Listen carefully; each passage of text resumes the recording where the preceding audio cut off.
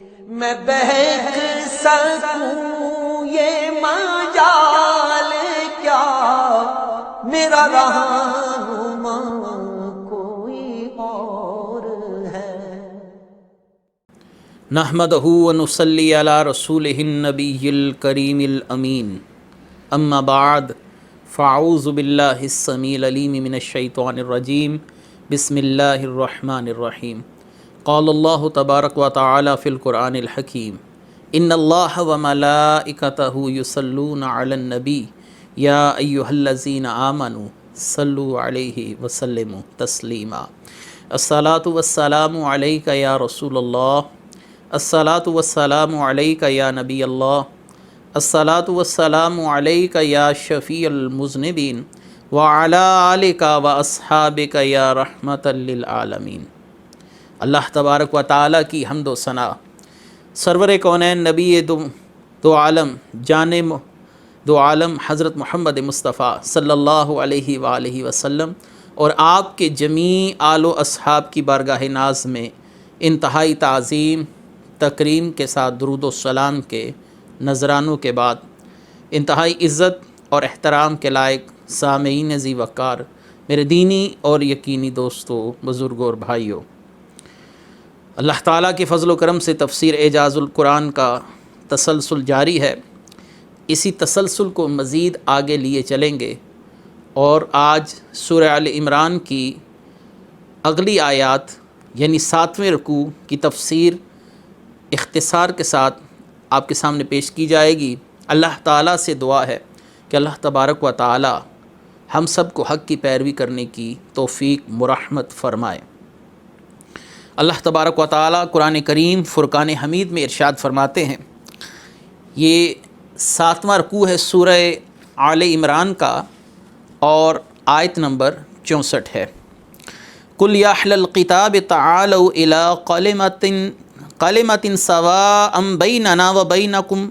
أَلَّا نَعْبُدَ إِلَّا اللَّهَ وَلَا نُشْرِكَ بِهِ شَيْئًا وَلَا يَتَّخِذَ بَعْضُنَا بَعْضًا أَرْبَابًا مِّن دُونِ اللَّهِ فَإِن تَوَلَّوْا فَقُولُوا اشْهَدُوا بِأَنَّا مُسْلِمُونَ۔ اور اے نبی آپ صلی اللہ علیہ وسلم فرما دیجئے کہ اے کتابیوں، ایسے کلمے کی طرف آؤ جو ہم میں تم میں یکساں ہے، اور یہ کہ عبادت نہ کریں گے مگر خدا کی، اور اس کا شریک کسی کو نہ کریں گے، اور ہم میں کوئی ایک دوسرے کو رب نہ بنا لے اللہ کے سوا۔ پھر اگر وہ نہ مانے تو آپ فرما دیجئے کہ گواہ رہو کہ ہم مسلمان ہیں۔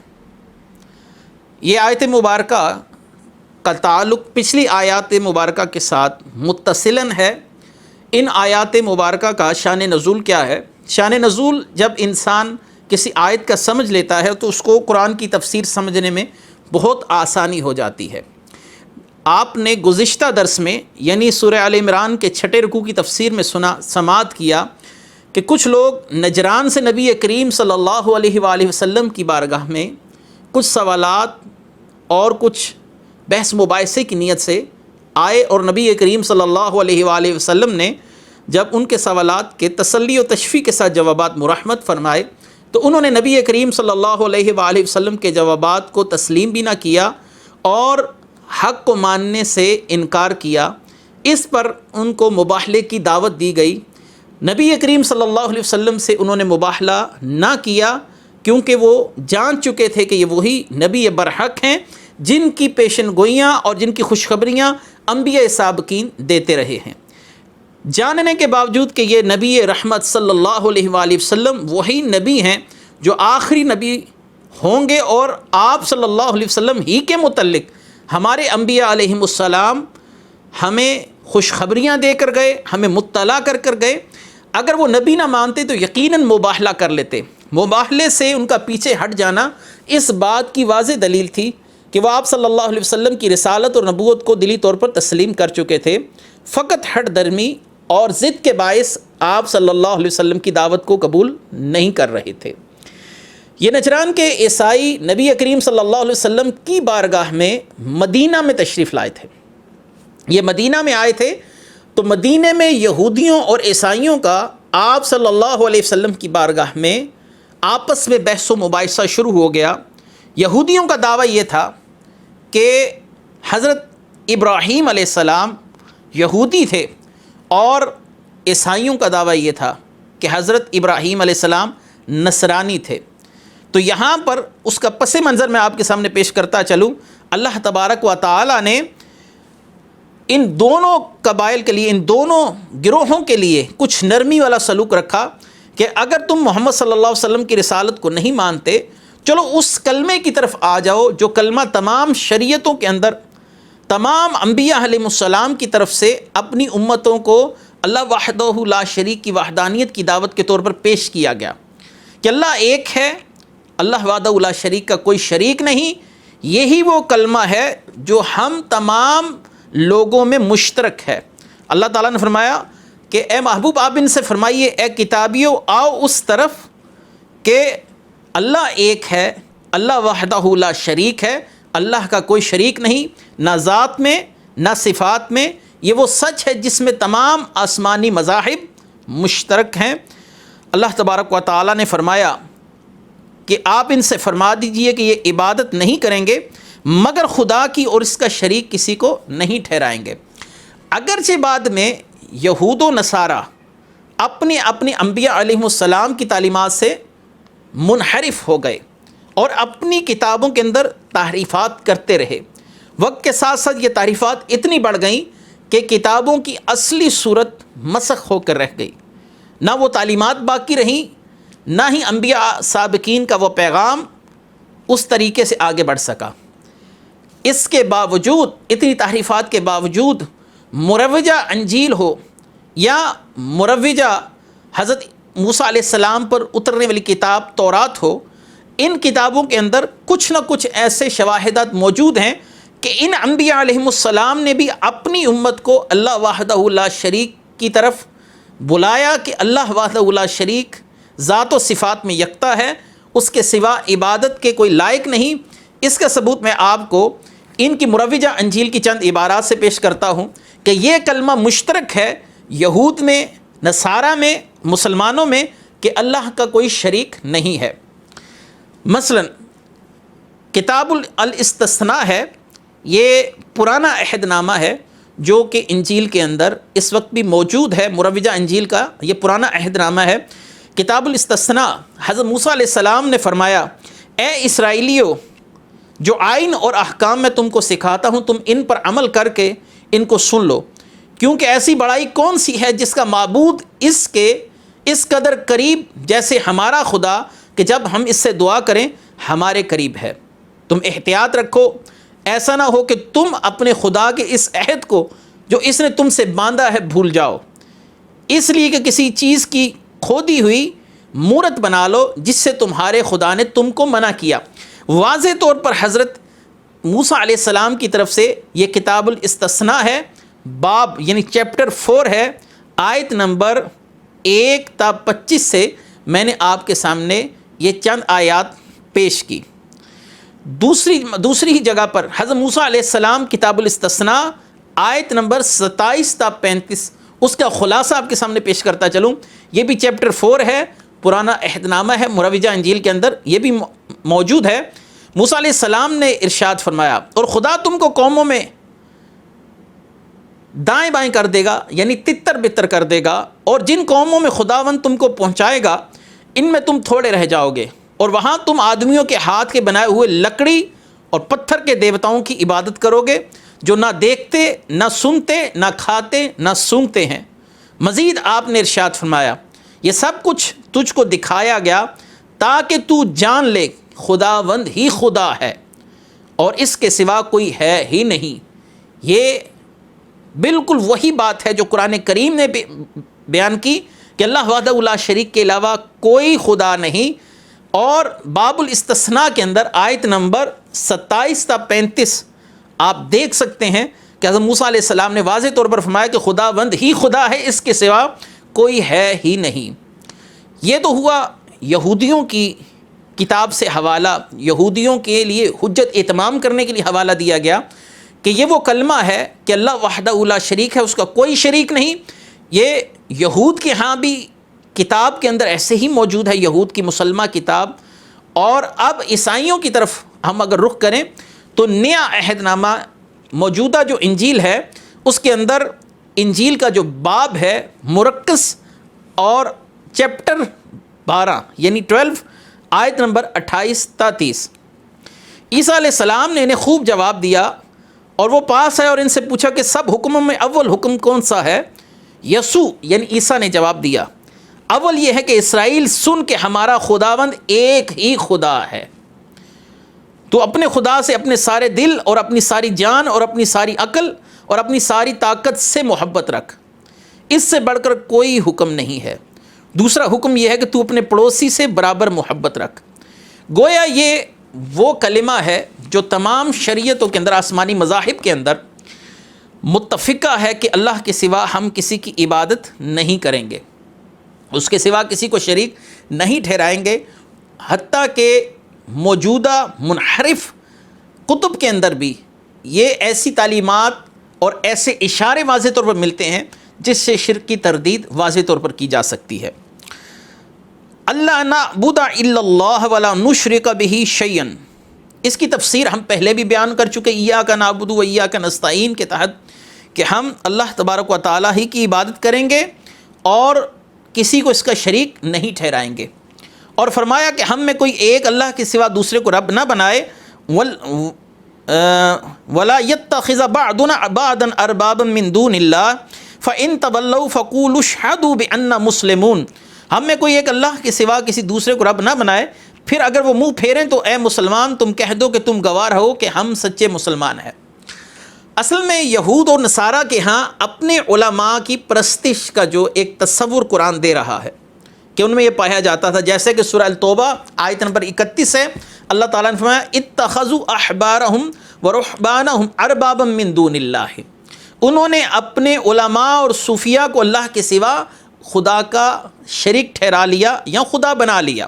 آیت نمبر 31 ہے سورہ توبہ. یہ وہی آیت کی تفسیر میں کر رہا ہوں قرآن سے جو ابھی میں نے آپ کے سامنے پڑھی کہ ہم میں کوئی ایک دوسرے کو ارباب من دون اللہ نہیں بنائے گا، اللہ کے سوا کوئی معبود نہیں بنائے گا. یہ اصل میں یوں تھا کہ یہود و نصارہ کے علماء جس شے کو حلال کہتے تھے ان کی قوم اس حکم میں انہی کی اتباع کرتی تھی، اور جس شے کو حرام کہتے تھے قطع نظر اس کے کہ اس کو اللہ اور رسول کی طرف سے ان کے نبی کی طرف سے حرام کہا گیا یا نہیں کہا گیا،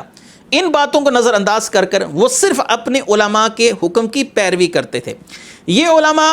پیسے لے کر دنیاوی مفادات کے پیش نظر اپنے فتوے تبدیل کرتے تھے. ہر شخص کے لیے حکم جدا گانا تھا، ہر شخص کے لیے شریعت جدا گانا تھی، اور حلال کو حرام کرنا اور حرام کو حلال کرنا گویا ان کے بائیں ہاتھ کا کھیل تھا. نبی کریم صلی اللہ علیہ وسلم نے بھی اسی آیت مبارکہ جو میں نے آپ کے سامنے سورہ توبہ کی آیت نمبر 31 پڑھی، اتخذوا احبارہم ورہبانہم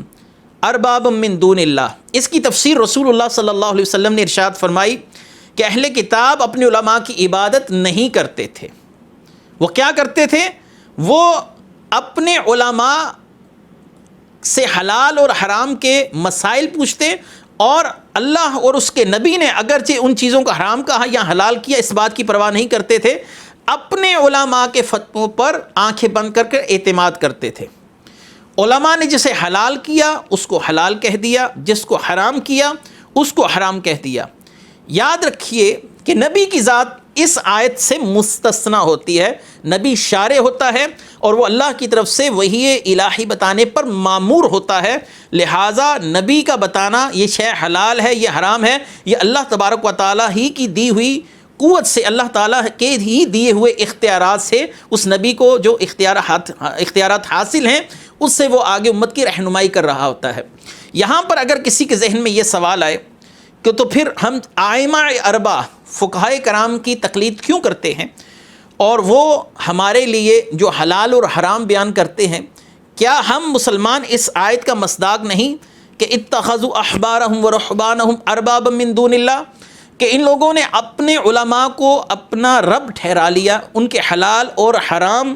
کے احکامات پر عمل پیرا ہو گئے. تو یہاں پر ایک سادہ سا سوال جو اٹھ سکتا ہے وہ یہ ہے کہ دنیا کے اندر سواد اعظم اہل سنت و جماعت یہ 4 فقہا کی پیروی کرتے ہیں شرعی احکام کے اندر، شرعی احکامات میں ان کے بنائے ہوئے قواعد و ضوابط اور ان کے قواعد و ضوابط کی روشنی میں مسائل کو مستنبط کرنا، یہ ایک عمومی سی بات ہے اہل سنت کے ہاں۔ تو اب یہاں پر ایک سوال یہ اٹھا کہ امام ابو حنیفہ رحمۃ اللہ علیہ کے مقلدین ہوں، امام مالک رحمۃ اللہ علیہ کے مقلدین ہوں، امام احمد بن حنبل اور امام شافعی رحمۃ اللہ علیہ کے مقلدین ہوں، ان ائمہ اکرام کے مقلدین پر یہ آیت کا مصداق کیوں نہیں ان کو ٹھہرایا جا سکتا، یہ آیت منطبق کیوں نہیں ہو سکتی؟ تو اس کا جواب یہ ہے کہ جو حلال اور حرام اللہ تعالیٰ کی طرف سے یا اس کے رسول کی طرف سے ہم تک بذریعہ نص پہنچا، قرآن سے کسی حدیث سے ہم تک احکامات پہنچے کہ یہ شے حلال ہے یا حرام ہے، ہم ان باتوں کو آنکھیں بند کر کے ویسے ہی تسلیم کرتے ہیں جیسے کہ اللہ نے ہمیں حکم دیا یا رسول اللہ صلی اللہ علیہ وسلم نے ہمیں حکم دیا۔ وہ احکام جو مجمل ہیں یا مرور زمانہ کے ساتھ حوادث زمانہ کی صورت میں نئے نئے ظاہر ہوئے، ان علماء کرام نے قرآن اور احادیث سے چند احکام مستنبط کیے، چند اصول مستنبط کیے اور ان اصولوں کی روشنی میں نئے پیش آنے والے مسائل کے جوابات دینا شروع کر دیے۔ یاد رکھیے کہ امام شافعی ہوں، امام احمد بن حنبل ہوں، امام مالک ہوں، ان میں کوئی بھی امام اس بات کا دعوے دار نہیں کہ میری بات کو پکڑ لیا جائے، رسول اللہ صلی اللہ علیہ وسلم کی بات کو چھوڑ دیا جائے یا اللہ کے کسی حکم کو چھوڑ دیا جائے۔ امام ابو حنیفہ رحمۃ اللہ علیہ سے یہ بات مختلف کتب میں منقول ہے کہ جب تمہیں میرا کوئی قول رسول اللہ صلی اللہ علیہ وسلم کی حدیث کے مخالف ملے تو میرے قول کو چھوڑ دو، رسول اللہ صلی اللہ علیہ وسلم کی حدیث کی پیروی کرو۔ یہی قول امام شافعی رحمۃ اللہ علیہ سے بھی ہمیں کتب فقہ کے اندر ملتا ہے۔ لہذا بات واضح ہوئی کہ ان علماء کرام نے قرآن اور حدیث سے مختلف اصول و قوانین یہ تحریر فرمائے، قرآن اور احادیث کی روشنی میں مختلف اصول وضع کیے، ان اصولوں کو نئے پیش آنے والے معاملات کے اندر استعمال کیا گیا اور قرآن اور حدیث ہی کی روشنی میں نئے آنے والے مسائل کو حل کرنے کی کوشش کی گئی۔ یہ فقہائے کرام کا کام تھا۔ فقیہ لوگ ایسے ہی ہوتے ہیں کہ قرآن مجید میں ایک حکم اصل میں موجود ہوتا ہے، اس حکم پر دوسرے نئے پیش آنے والے مسئلے کو قیاس کر کر اس کا حکم قرآن ہی کی روشنی میں واضح کرتے ہیں، حدیث ہی کی روشنی میں واضح کرتے ہیں۔ بہرکیف چاروں فقہائے عظام ہو، چاروں ائمہ کرام ہو، ان کو اس آیت کا مصداق قطعاً نہیں ٹھہرایا جا سکتا، جیسا کہ آج کل کچھ گمراہ لوگوں کا یہ نظریہ ہے، یہ وتیرہ ہے کہ وہ بتوں والی آیات کو یا غیر مسلموں والی آیات کو مسلمانوں پر، مومنین پر چسپاں کرتے ہیں۔ اللہ تبارک و تعالیٰ نے مزید ارشاد فرمایا فَإِن تَوَلَّوْا فَقُولُوا اشْهَدُوا بِأَنَّ مُسْلِمُونَ، اگر اہل کتاب اس دعوت توحید پر بھی کان نہ دھریں، اے محبوب آپ کی رسالت کو تو وہ نہیں مان رہے، آپ انہیں میری وحدانیت کی دعوت دیں۔ یہ وحدانیت کی دعوت ان کو ان کے نبیوں سے بھی پہنچی ہے، اس لیے اس میں تو اختلاف نہیں ہونا چاہیے۔ حضرت عیسیٰ نے بھی اللہ کے ایک ہونے کی دعوت دی ہے، حضرت موسیٰ علیہ السلام نے بھی اللہ تبارک و تعالیٰ کے ایک ہونے کا پرچار کیا ہے، وہ ذات و صفات میں، عبادات میں بالکل کسی بھی شریک سے پاک ہے، اس کے ساتھ کوئی شریک نہیں۔ اگر یہ اس بات پر بھی آپ کے ساتھ متفق نہ ہو، چلے آپ کی رسالت پر، آپ کی نبوت پر ان کو یقین اور اعتماد نہیں تو نہ صحیح، اس کلمے کی طرف تو آ جائیں کہ جو کلمہ تمام شریعتوں کے اندر یکساں رہا، وہ کیا کہ اللہ ایک ہے، اس کی ذات و صفات میں کوئی شریک نہیں۔ اگر اہل کتاب اس دعوت توحید پر بھی کام نہ دھریں، یعنی آپ کی اس نصیحت کو بھی نہ مانیں اور کسی طرح بھی حق کی طرف رجوع نہ کریں، تو اے مسلمانوں آپ ان سے کہہ دو کہ گوار ہیں نا ہم مسلمان ہیں، ہم اللہ کے اطاعت گزار ہیں، کیونکہ کسی بھی آسمانی مذہب میں شرک کی اجازت نہیں دی گئی۔ عیسائیوں نے عقیدہ تثلیث کی طرف اور یہودیوں نے حضرت عزیر کے اللہ تعالیٰ کے بیٹا ہونے کی طرف اپنی توجہات کو پھیر دیا۔ عقیدہ تثلیث ایک طرف نظر آتا ہے، ایک طرف حضرت عزیر علیہ السلام کو خدا کا بیٹا ٹھہرایا جا رہا ہے، نعوذ باللہ۔ تو مسلمانوں نے کہا اگر تم اس دعوت کو بھی نہیں مانتے کہ اللہ ایک ہے، تو پھر ہم تمہارے تمام اعمال سے برات کا اظہار کرتے ہیں، ہم تم سے دوری اختیار کرتے ہیں اور یہ اعلان کرتے ہیں کہ ہم ہی مسلمان ہیں۔ مسلمان کا مطلب ہے اللہ کے ہر حکم کے آگے سر جھکا دینے والا۔ پھر نہ کہنا کہ ہمیں کسی نے دعوت نہ دی، ہم پر حجت اتمام نہ کی گئی۔ آگے مزید اللہ تبارک و تعالیٰ نے ارشاد فرمایا یا اہل الکتاب لما تحاجون فی ابراہیم وما انزلت التوراۃ والانجیل الا من بعدہ افلا تعقلون، اے اہل کتاب تم ابراہیم علیہ السلام کے متعلق کیوں جھگڑتے ہو کہ حالانکہ توریت اور انجیل تو اتری ہی ان کے بعد ہیں، تو کیا تم عقل نہیں رکھتے؟ لما تحاجون فی ابراہیم، نجران کے عیسائیوں اور یہودیوں علماء کے درمیان جو بحث و مباحثہ ہوا کہ حضرت ابراہیم یہودی ہیں یا عیسائی، اس پر ان کا بحث و مباحثہ طول پکڑ گیا۔ اللہ تبارک و تعالیٰ نے فرمایا کہ عیسائیت کی بنیاد انجیل ہے، یہودیت کی بنیاد تورات ہے، یہ حضرت ابراہیم کو یہودی اور نصرانی کیسے کہہ سکتے ہیں؟ یہ دونوں کتابیں ہی جو دو مذاہب کی بنیاد ہیں، حضرت ابراہیم علیہ السلام کے اس دنیا سے تشریف لے جانے کے بعد نازل ہوئی، تو پھر حضرت ابراہیم علیہ السلام یہودی اور نصرانی کیسے ہو سکتے ہیں؟ اور اللہ تعالیٰ نے ان قوموں کی بیوقوفی کو ظاہر کر دیا۔ ان قوموں کی بیوقوفی ظاہر ہے کہ تمہارے مذاہب بعد میں بنے، حضرت ابراہیم علیہ السلام پہلے تشریف لائے اور پہلے چلے گئے۔ یہاں پر ایک سوال یہ بھی ہو سکتا ہے کہ تم تو خود کو مسلمان کہتے ہو اور مسلمانوں کی بنیاد قرآن کریم ہے، تو قرآن کریم بھی یقیناً حضرت ابراہیم علیہ السلام کے اس دنیا سے تشریف لے جانے کے بعد نازل ہوا۔ اس کا جواب یہ ہے کہ تمام شریعتوں کے اندر ایک بات قدر مشترک رہی ہے، وہ عقائد کے اندر اتفاق و اتحاد ہے، اللہ کا ایک ہونا ہے، قیامت کا آنا ماننا ہے، اور اللہ تبارک و تعالیٰ کی طرف سے جن عقائد کا حکم دیا گیا ان عقائد کو ماننا ہے۔ تو یہ تمام عقائد تمام شریعتوں کے اندر متفق رہے کہ اللہ کے ساتھ کسی کو شریک نہیں ٹھہرائیں گے، انبیاء پر آسمانی کتابوں پر ایمان لائیں گے۔ یہ تمام کی تمام باتیں ایسی ہیں جو تقریباً تمام آسمانی مذاہب اور تمام شریعت اسلامیہ کے اندر متفقہ ہے۔ تو حضرت ابراہیم علیہ السلام ہر شرک سے پاک تھے، اسلام بھی ہر شرک سے پاک ہونے کی دعوت ہی دے رہا ہے۔ تو معلوم ہوا کہ حضرت ابراہیم علیہ السلام بھی اسی طریق پر تھے جس طریق پر نبی کریم صلی اللہ علیہ وسلم یہود و نصارہ کو بلا رہے ہیں کہ شرک سے، بت پرستی سے منہ پھیر لو اور اپنے آپ کو اس راستے پر گامزن کرو جس پر پہلے انبیاء علیہ السلام چلتے رہے، یعنی اللہ کو ایک ماننا۔ اللہ تبارک و تعالیٰ نے مزید اس بات کی وضاحت اگلی آیت مبارکہ میں فرما دی، ما کان ابراہیم یہودیاں ولا نصرانیاں ولکن کان حنیفا مسلما وما کان من المشرقین۔ اللہ تبارک و تعالیٰ نے ارشاد فرمایا ابراہیم نہ یہودی تھے نہ عیسائی، بلکہ وہ ہر باطل سے جدا تھے۔ جو بات میں نے ابھی آپ کے سامنے پیش کی کہ اسلام اور مسلمان ہونا فقط یہ ہے کہ اللہ کے ہر حکم کے آگے سر جھکا دیا جائے۔ یہودیوں نے، عیسائیوں نے خود ساختہ عقائد گھڑ لیے اور انہی عقائد پر عمل پیرا ہو گئے۔ اللہ تعالیٰ نے فرمایا کہ ابراہیم علیہ السلام ہر باطل سے پاک تھے، یعنی ان کی شریعت میں، ان کی زندگی میں، ان کے طریق میں کسی قسم کی باطل کی آمیزش نہیں تھی، نہ ہی وہ کسی شرک سے ملوث ہوئے کسی شرک کے معاملے کے اندر، اور انہوں نے ہر طرح کے شرک سے خود کو دور رکھا۔ اس کی گواہی اللہ تبارک و تعالیٰ نے یوں قرآن کریم فرقان حمید سے دلوائی، وَلَكِنْ كَانَ حَنِيفًا مُسْلِمًا،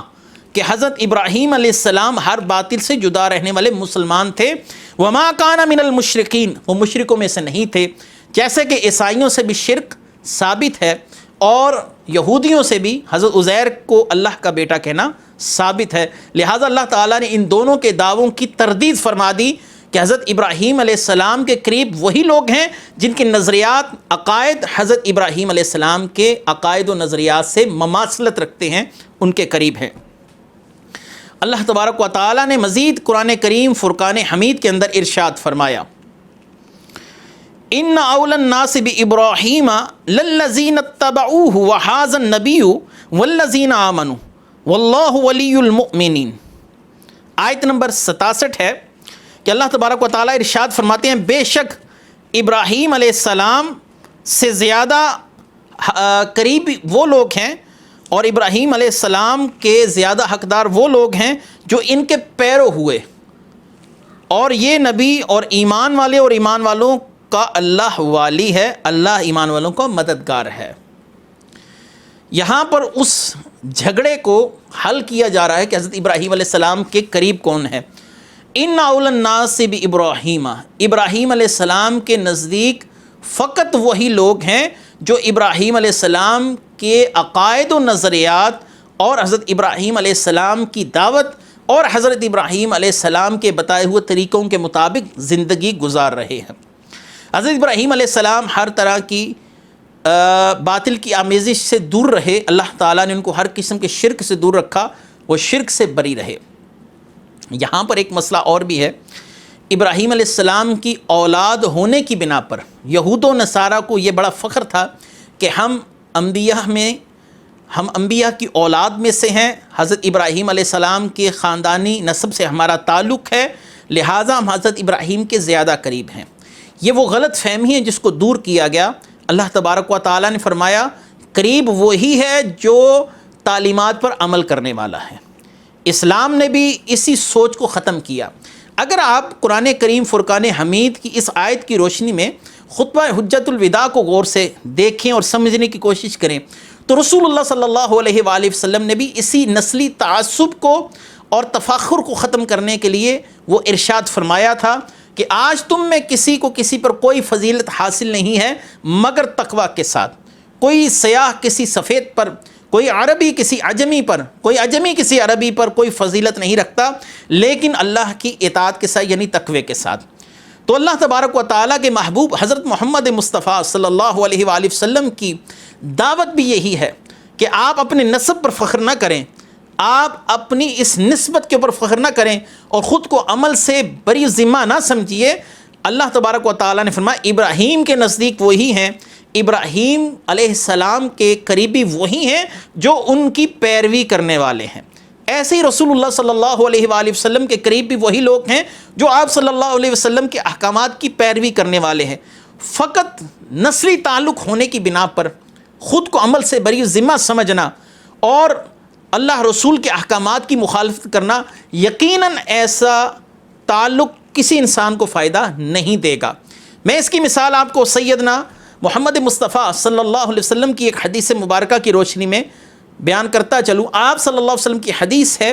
جس کو امام مسلم نے صحیح مسلم کے اندر روایت کیا کہ جس شخص کو اس کا عمل پیچھے پھینک دے اس کا نسب اس کو آگے نہیں لائے گا، یعنی نماز نہ پڑھے، زکوٰۃ نہ دے، بدکاری، بے حیائی اور ہر اس کام کا مرتکب ہو جس سے اللہ رسول ناراض ہوتے ہیں، اور اس کے بعد وہ سمجھے کہ میں فلاں سے تعلق رکھتا ہوں، فلاں خانوادے سے تعلق رکھتا ہوں، فلاں خاندان سے میرا تعلق ہے، تو قرآن کریم نے اسی سوچ کو مسل کے رکھ دیا کہ ابراہیم کے قریب نہ یہودی ہیں نہ عیسائی ہیں، اگرچہ وہ ان کی اولاد میں سے ہیں، ان کے قریب وہی ہیں جو ان کے عقائد و نظریات کی پیروی کرنے والے ہیں اور ان کے راستے پر چلنے والے ہیں۔ لہٰذا قرآن کریم کی آیت مبارکہ، اور میں نے آپ کے سامنے دو مثالیں، خطبہ حجت الوداع اور ایک اور حدیث مبارکہ، کہ آپ صلی اللہ علیہ وسلم نے فرمایا جس کو اس کا عمل پیچھے پھینکے، یعنی عملی طور پر سست ہو، شریعت سے دور ہو، اس کا نسب اسے آگے نہیں لے کر آئے گا۔ اور یہاں پر ایک اور بات بھی میں آپ کے سامنے عرض کرتا چلوں، نہج البلاغہ کے اندر حضرت علی کرم اللہ وجہہ الکریم کا قول بھی یوں ہی موجود ہے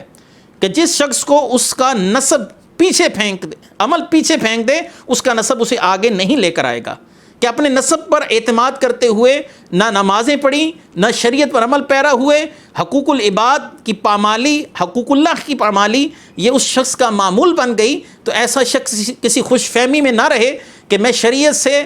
بری ہو چکا ہوں، مجھ سے احکامات کی قید و بند اٹھا لی گئی ہے، مجھے اب کسی عمل کی ضرورت نہیں رہی، میں فلاں کے خانوادے سے تعلق رکھتا ہوں۔ ایسا سوچنا قرآن کریم فرقان حمید کی سوچ کے ساتھ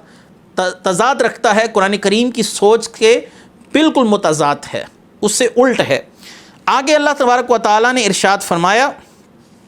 وَدَّتْ طَائِفَةٌ مِّنْ أَهْلِ الْكِتَابِ لَوْ يُضِلُّونَكُمْ وَمَا يُضِلُّونَ إِلَّا أَنفُسَهُمْ وَمَا يَشْعُرُونَ۔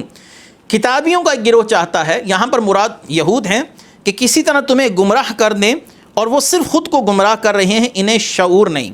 یہ آیت حضرت معاذ بن جبل رضی اللہ تعالیٰ عنہ، حضرت حذیفہ بن یمان اور سیدنا عمار بن یاسر رضوان اللہ تعالیٰ علیہم اجمعین کے حق میں نازل ہوئی، جن کو یہود اپنے دین میں داخل کرنے کے لیے بہت کوششیں کرتے رہے کہ اپنے دین سے انحراف کر اپنے دین کو چھوڑ کر دین یہودیت یعنی نصرانیت اور یہودیت کی طرف مائل ہو جائیں، یہودیت کی طرف مائل ہو جائیں، اللہ تبارک و تعالیٰ نے فرمایا لو یضلونکم وما یضلون الا انفسهم وما یشعرون، کہ کسی طرح یہ تمہیں گمراہ کر دیں لیکن وہ خود کو گمراہ کر رہے ہیں، انہیں اس بات کا شعور نہیں۔ اگر دیکھا جائے تو قرآن کریم کی اس آیت میں صحابہ کے کمال ایمان کا ذکر ہے، صحابہ اکرام کی استقامت کا ذکر ہے، صحابہ اکرام کے دلوں میں جو اللہ نے تقوی رکھا تھا اس کا ذکر ہے، کہ محبوب آپ کے غلاموں پر یعنی صحابہ پر یہ حملے کر رہے ہیں لیکن ان کے ایمان اتنے مضبوط ہیں کہ یہ ان کو راہ راست سے کبھی نہ ہٹا سکیں گے، اور یہ خود کو گمراہ کر رہے ہیں، اپنی آخرت اور اپنی عاقبت کو تباہ کر رہے ہیں۔ اے محبوب آپ کے صحابہ، آپ صلی اللہ علیہ وسلم کے غلام اتنی عظمت والے ہیں کہ اللہ تعالیٰ نے ان کے دلوں کے اندر ایمان کو راسخ فرما دیا ہے۔ نبی کریم صلی اللہ علیہ وآلہ وسلم کے محبوب صحابی حضرت عبداللہ بن مسعود رضی اللہ تعالیٰ عنہ فرماتے ہیں، اور یہ حدیث مسند امام احمد بن حنبل میں موجود ہے، اللہ تعالیٰ نے دلوں کی طرف نظر فرمائی اور جو سب سے بہترین دل پایا وہ دل محمد مصطفیٰ صلی اللہ علیہ وآلہ وسلم کا بنا دیا،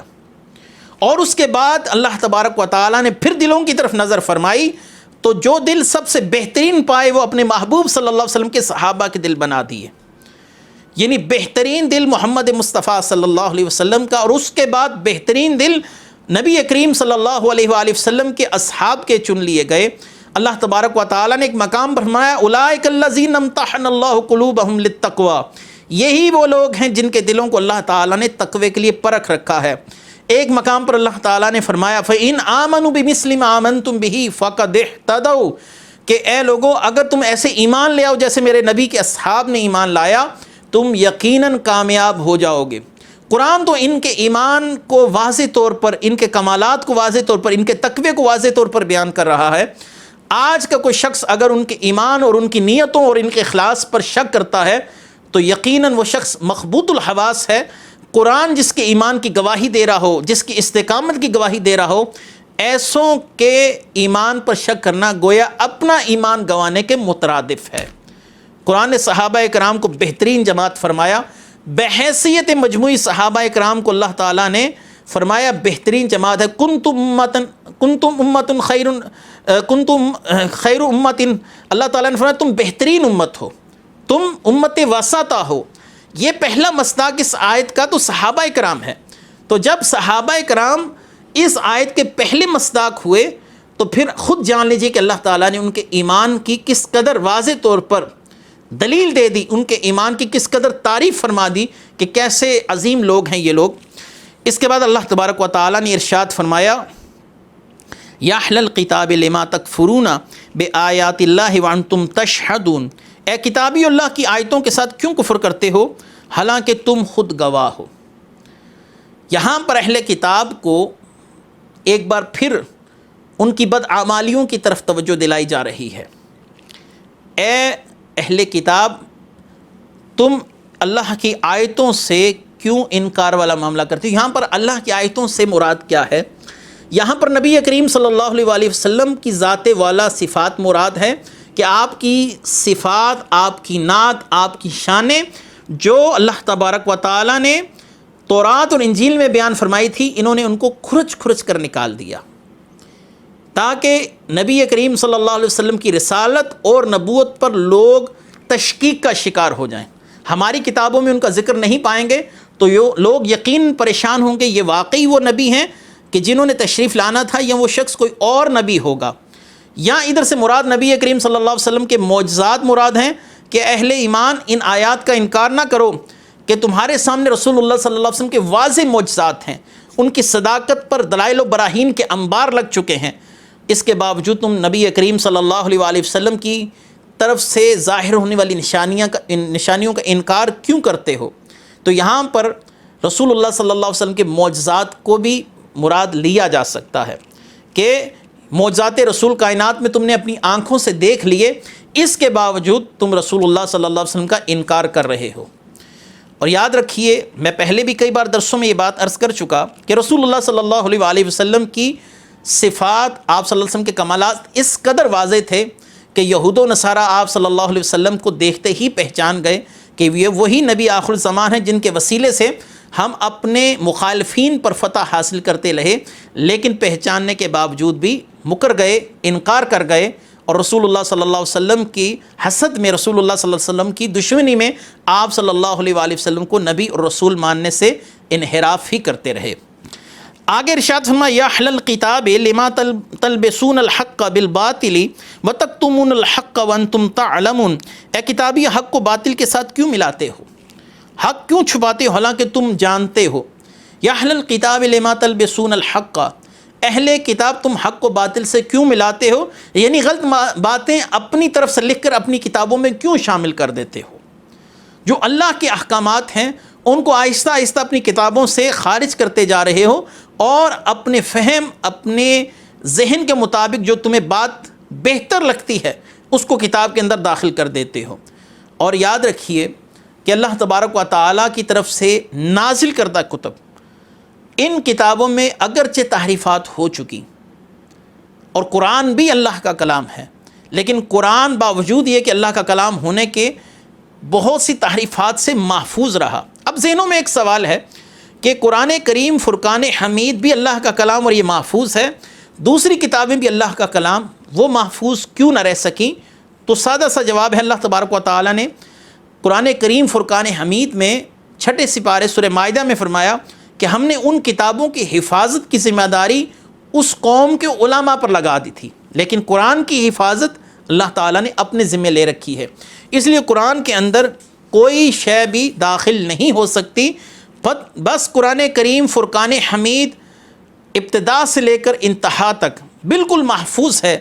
جو شخص اس کے ایک نقطے کا بھی تغیر و تبدل مانے وہ دائرہ اسلام سے خارج ہے، اور اس شخص کو آپ مسلمان نہیں کہہ سکتے۔ تو اللہ تبارک و تعالیٰ نے اس رکوع کے اندر اس غلط فہمی کو دور کیا کہ نبیوں کی اولاد ہونے سے تمہیں کوئی فائدہ نہیں ہوگا جب تک تم ان کے احکامات کی پیروی نہیں کرتے۔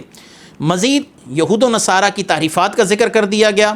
اور اللہ تبارک و تعالیٰ نے اس کے اندر واضح طور پر یہودیوں اور عیسائیوں کے عقیدوں کو واضح طور پر بیان کیا کہ حضرت ابراہیم علیہ السلام مشرک نہیں تھے، تم یہودی اور نصرانی ان کو یہودی اور نصرانی بنا رہے ہو، وہ نہیں تھے مشرک، وہ تو مسلمان تھے، موحد تھے، اور مسلمان اور موحد ہونے کے لحاظ سے وہ اللہ کو ایک ہی مانتے تھے۔ لہٰذا یہ عقیدے کے باب میں انتہائی اہمیت کا حامل تھا یہ رکوع۔ اللہ تبارک و تعالی ہمیں اپنے محبوب کریم صلی اللہ علیہ وآلہ وسلم کی شریعت مطہرہ پر چلنے کی توفیق مرحمت فرمائے۔ وآخر دعوانا ان الحمد للہ رب العالمین۔ میں بہک سکوں یہ مجال کیا میرا رہا